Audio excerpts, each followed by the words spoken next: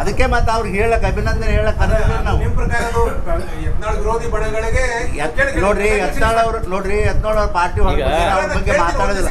ನಾವು ಮಾತಾಡೋದು ನಮ್ಮ ಪಕ್ಷದ ಸಂಘಟನೆ ಬಗ್ಗೆ, ನಮ್ಮ ಪಕ್ಷದ ಕಾರ್ಯಕರ್ತರು. ಕೇಳ್ರಿ ನಿಮ್ಗೆ ಯಾರು ಬೇಡ ಅಂದಾರ? ಯತ್ನಾಳ್ ವಿರೋಧಿ ಬಣದ ಅವ್ರಿಗೆ ಒಂದು ವೇದಿಕೆ ಸಿಕ್ಕಾಗಿತ್ತು. ಅದು ಅಂದ್ರೆ ನಾವು ಒಗ್ಗಟ್ಟು ತೋರ್ಸಕ್ಕೆ ಒಂದು ವೇದಿಕೆ ಸಿಕ್ತು. ಯಾರು ಅನ್ಹ್ಯಾಪಿ ಅವ್ರಿಗೆ ಒಂದು ಪ್ಲಾಟ್ಫಾರ್ಮ್ ಸಿಕ್ಕಿ, ಇಲ್ಲ ನಾವು ಪಕ್ಷದಲ್ಲಿ ಅಲ್ರಿ ಅಲ್ಲ, ಯಾಕೆ ಸುಮ್ಮನೆ ಅದನ್ನೆಲ್ಲ ಮತ್ತೆ ನಿಮಗೂ ಖುಷಿ ಆಗಿಲ್ಲ ಅದನ್ನೆಲ್ಲ? ನಿಮ್ಗೆ ಎಲ್ಲರಿಗೂ ಖುಷಿ ಆಗ್ಯದ. ಈಗ ಜನವಾರ ವಿಚಾರದಲ್ಲಿ ನಮ್ಮ ಅಧ್ಯಕ್ಷರು ಹೇಳ್ಯಾರ. ಒಂದ್ ಪ್ರಶ್ನೆ, ನಾವೆಲ್ಲ ಹಿಂದೂಗಳು ಒಂದು ಅಂತ ಜನವರಿ ಯಾಕೆ ಸಪರೇಟ್ ಆಗ್ತಾ ಇದೆ? ಅಲ್ಲ ಯಾರು ಅವ್ರು ಮಾಡ್ಯಾರ್ರಿ ಕಾಂಗ್ರೆಸ್ನವರು, ನಾವ್ಯಾಕೆ ಮಾಡ್ಲಕ್ಕ? ಅಲ್ರಿ ಅಲ್ಲಿ ಒಂದು ನಿಮಿಷ ತಡ್ರಿ. ಈಗೇನು ಹೇಳಿದ್ರು ನಮ್ಮ ಅಧ್ಯಕ್ಷರು, ಇದನ್ನ ಅವ್ರ ಭಾವನೆ, ಕಾಂಗ್ರೆಸ್ದಲ್ಲಿರ್ತಕ್ಕಂಥ ನಾಯಕರ ಭಾವನೆ ಈ ರೀತಿ ಅದ.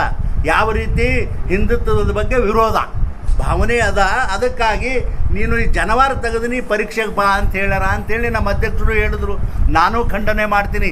ಯಾವ್ಯಾರ ಮೂರ್ಖರು ಹೇಳ್ತಾರಲ್ರಿ, ನೀನು ಉಡ್ದಾರ ಬಿಚ್ಚ ಬಾ, ನೀನು ಜನವಾರ ಬಿಚ್ಚ ಬಾ ಅಂತ ಯಾರು ಹೇಳ್ತಾರ?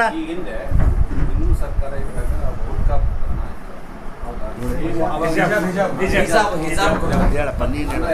ಅವಾಗ ನೀವು ತೆಗ್ಸಿದ್ರಿ ಕಾಲೇಜಿಗೆ ಬರಬಾರ್ದು ಅಂತೆಲ್ಲ ಆಂದೋಲನ ಮಾಡಿಸಿದ್ರಿ ಸರ್. ಇದು ಯೂನಿಫಾರ್ಮ್ ವಿಷಯದಾಗ ಮಾತಾಡಿ ನಾವು. ಅಲ್ಲ, ಒಂದು ಧಾರ್ಮಿಕ ಶಿಕ್ಷಣ ಸ್ನೇಹಿತರು ಎಲ್ಲರಿಗೂ ನೀವು ಓದ್ತಿದ್ರು ಹೋಗ್ಬೋದು, ಹೋಗಿ ಬರ್ರಿ.